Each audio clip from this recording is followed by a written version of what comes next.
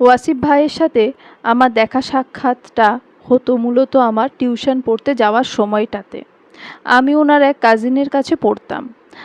আমরা বেশ কয়েকজন ফ্রেন্ড মিলে রাহাত ভাইয়ের কাছে পড়তাম। রাহাত ভাই বুয়েট থেকে পড়াশোনা করছেন, আর আমরাও বুয়েটের জন্য অ্যাডমিশনের প্রস্তুতি নিচ্ছিলাম। আর এইদিকে ওয়াসিফ ভাই মেডিকেলে ফাইনাল ইয়ারের স্টুডেন্ট। রাহাত ভাই আর ওয়াসিফ ভাই হলো কাজিন, তারা একই বাসায় থাকে, তাদের একান্নবর্তী পরিবার। আমরা ইন্টার সেকেন্ড ইয়ারে থেকেই রাহাত ভাইয়ের কাছে পড়ছি, আর তখনই এক বাদলা দিনে আমি ওয়াসিফ ভাইকে দেখেছিলাম কাক ভেজা হয়ে ভেতরে প্রবেশ করতে, আর ঠিক সেই মুহূর্তে আমি পিছলা খেয়েছিলাম ওয়াসিফ ভাইয়ের ওপর। ড্যাব ড্যাব করে কতক্ষণ সেই বৃষ্টি ভেজা মানবের দিকে তাকিয়েছিলাম তা আমার নিজেরও জানা নেই। সেই থেকে আমি কোনোদিনও রাহাত ভাইয়ের টিউশন মিস দিইনি। ওনাকে একবার দেখার ছুতোয় কতবার ছুটে গেছি তা আমার নিজেরও অজানা। আমাদের টিউশনে ছিল বিকেল 5টায়, আর ওয়াসিফ ভাই আসতো বিকেল 4টায়। ওনাকে একবার দেখার জন্য আমি প্রতিদিন 1 ঘন্টা আগেই চলে যেতাম। আমাদের বাসা আর ওয়াসিফ ভাইদের বাসা পাশাপাশি, দুটো বিল্ডিংয়ের পরপরই ছিল, তাই রোজ ছাদে উঠে ওনাকে এক নজর দেখার জন্য আমার উদাস চোখ দুটো রাস্তার অপোজিটের 2 বিল্ডিংয়ের পরের ছাদটাতে গিয়ে ঠেকত। কারণ নিয়ম করে রোজ সকাল 7টায় উনি ছাদে আসতেন। দূর থেকে অস্পষ্ট এক ঝলক দেখেই আমার অশান্ত মন শান্ত হয়ে যেত। ওয়াসিফ ভাইয়ের সাথে যাওয়া আসার সময় সৌজন্যতার খাতিরে প্রায় মিষ্টি একটা হাসি উপহার দিয়ে হাই হ্যালো হতো। ওইটুকু সৌজন্যই ছিল তার আমার মধ্যে সীমাবদ্ধ। এই যা দেখতে দেখতে প্রায় 1.5 বছর কেটে গেল। আমার ভার্সিটি লাইফে এখন 2য় বর্ষ চলছে। ভাগ্যক্রমে বুয়েটেই আমার স্থান হয়ে গিয়েছিল। নিজের স্বপ্নের পেছনে ছুটতে ছুটতে এখন আর ওয়াসিফ ভাইয়ের সাথে আমার দেখা সাক্ষাৎ হয় না। তার উপর মাঝে মধ্যেই ব্যালকনিতে যখন দাঁড়ায়, চোখ দুটো নিবদ্ধ থাকে ওই চেনা রাস্তায় অতি কাঙ্ক্ষিত ওই মানুষটাকে এক পলক দেখার জন্য, কিন্তু তাকে একটাবার দেখার সৌভাগ্য আমার হয়নি। ওয়াসিফ ভাইয়ের হয়তো মনেও নেই যে রাফা নামের কোনো এক মেয়ের সাথে তার পরিচয় ছিল ভেবেই একটা দীর্ঘশ্বাস ফেললাম। কিন্তু শত ব্যস্ততার মাঝেও আমার মনের কোণে ওনার জন্য জমানো অনুভূতিটা সেই প্রথম দিনের মতোই রিফ্রেশিং। আমার ফ্রেন্ড মালিহা আমাকে অনেকবার বলেছিল ওয়াসিফ ভাইকে যেন আমি আমার অনুভূতির কথা জানাই, কিন্তু আমার মনে কোথাও একটা ভয় কাজ করে যদি উনি আমাকে রিজেক্ট করে দেন। আর উনিও তো কখনো আমার সাথে যোগাযোগ করার চেষ্টা করেননি।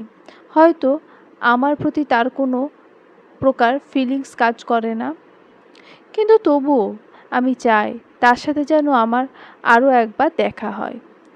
অক্টোবর মাসের মাঝামাঝি সময়ে ক্যাম্পাস থেকে বের হয়ে একা একা হাঁটছি। আকাশের অবস্থা খুব একটা ভালো না, যে কোনো সময় ঝুম বৃষ্টি নামতে পারে, কিন্তু তাতে আমার কোনো হেলদোল নেই। আমি আপন মনেই হাঁটছি। হঠাৎ করে দুম করে বৃষ্টি শুরু হলো। একেবারে যেই কথা সেই কাজ। ব্যাগের ভেতরে ছাতা থাকা সত্ত্বেও তা বের করে বৃষ্টির ছাট আটকাতে আমার একটুও ইচ্ছে করলো না। নিজের ক্লান্তি আর কষ্টগুলোকে বৃষ্টির পানির সাথে বিলিয়ে দিতে মন চাইছে।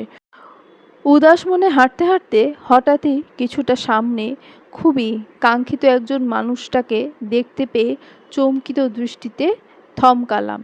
ওয়াসিফ ভাই! এটা কি আমার হ্যালুসিনেশন, নাকি সত্যিই উনি আমার সামনে দাঁড়িয়ে আছেন? হাতে ডাক্তারির অ্যাপ্রনটা, গলায় স্টেথোস্কোপ ঝুলছে। আমার দেখা সেই প্রথম দিনের মতোই বৃষ্টিতে চুপচুপে হয়ে দাঁড়িয়ে আছে। কেমন আছো রাফা? আমি এখনও বিস্ময় নিয়ে দাঁড়িয়ে আছি। যাকে একবার দেখার জন্য আমি কত চেষ্টাই না চালিয়েছি, সে এখন আমার সামনে দাঁড়িয়ে আছে, বিশ্বাসই হচ্ছে না। আমার সাথে কথা বলবে না? আর এইভাবে বৃষ্টিতে ভিজছো কেন? অসুখ করবে তো? না, এটা আমার হ্যালুসিনেশন না। উনি সত্যিই আমার সামনে সশরীরে দাঁড়িয়ে আছেন। ক্ষীণ কণ্ঠে বললাম, ওয়াসিফ ভাই, আপনি আমার ক্যাম্পাসে? আমার কথাটা হয়তো ওনার কোনো কারণে পছন্দ হয়নি, যা ওনার কপালের ভাঁজ দেখেই বুঝে যাচ্ছি, কিন্তু এমন নারাজ হওয়ার মতো কি বললাম তাই ভাবছি। উনি কণ্ঠে তীব্র অসন্তুষ্ট নিয়ে বললেন, আমি তোমার কোন সম্পর্কের ভাই লাগি রাফা? ফার্দার আর কখনো আমাকে ভাই ডাকবে না। ওনার এহেন কথায় আমি থতমত খেয়ে বললাম, আপনি তো আমার থেকে বড়, তাই ডেকেছি। না, তোমার আমাকে ভাই ডাকতে হবে না। কিন্তু আপনি তো আমার বড়। আচ্ছা ঠিক আছে, ডাক্তার সাহেব বলে ডাকবো, চলবে? উনি মৃদু হেসে বললেন, চলবে। বাসায় যাওয়া হচ্ছে তাই তো? আমিও বাসায় যাচ্ছি, একসাথেই যাওয়া যাক, চলো।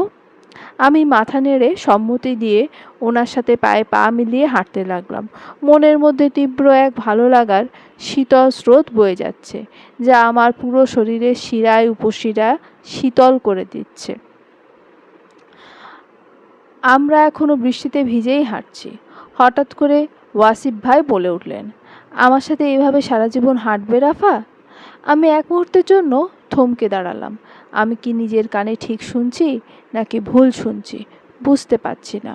উনি এবার আমার দিকে তাকিয়ে আমার হাত দুটো ওনার হাতের মুঠোয় নিয়ে বললেন, আরও অনেকগুলো শ্রাবণের বৃষ্টিতে আমি তোমার সাথে প্রাণ খুলে ভিজতে চাই, দেবে কি আমাকে সেই অধিকার? আমি এখনও ওনার দিকে ড্যাব ড্যাব করে তাকিয়ে আছি। উনি আমাকে প্রপোজ করছেন, এটা বলার আর অবকাশ রাখে না। কিন্তু এতদিন পর কেন? এতদিন উনি কোথায় ছিলেন? আমার ভাবনার মাঝেই ওয়াসিফ ভাই আবারও বলে উঠলেন, ছাদে তোমার উকিঝুঁকি দেওয়াটা অনেক মিস করি আমি। আমি রীতিমতো শকড। উনি কি করে জানলেন? কি করে যে আমি ছাদে উকিঝুঁকি দিতাম? এত চিন্তা করতে হবে না, আমি জানি আমাকে চুপি চুপি দেখার জন্য তুমি কি করেছো। আমি এবার লজ্জায় মাথা নিচু করে ফেললাম। উনি সবটা জানতেন। ইস, তখন ছোট ছিলে, আবেগ বেশি ছিল, তাই তোমার কাছে আসিনি। পড়াশোনা ছাড়া অন্যদিকে তোমার মাইন্ড ডাইভার্ট করতে চাইনি। এখন ভাবলাম এটা সঠিক সময়, আশায় যায়, তাই এসেছি। আমার দিকে ওনার হাতটা বাড়িয়ে দিয়ে বললেন, একবার ভরসা করে কি হাতটা ধরা যাবে আমার? ডাক্তার সাহেব, হাত ধরতে গেলে তো লাইসেন্স লাগবে। আছে লাইসেন্স? লাইসেন্স আনতে না হয় কাল বাবা মাকে পাঠিয়ে দেব।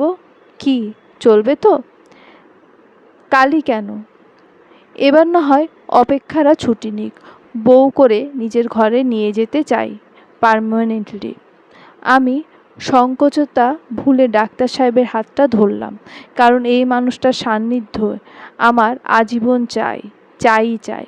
বৃষ্টির ফোঁটার সাথে সাথে তালে তাল মিলিয়ে একে অপরের হাতে হাত রেখে সামনে এগিয়ে যেতে লাগলাম। জীবনে আরও অনেকগুলো শ্রাবণের বৃষ্টিতে একে অপরের সাথে মন খুলে ভিজতে চাই। সমাপ্ত।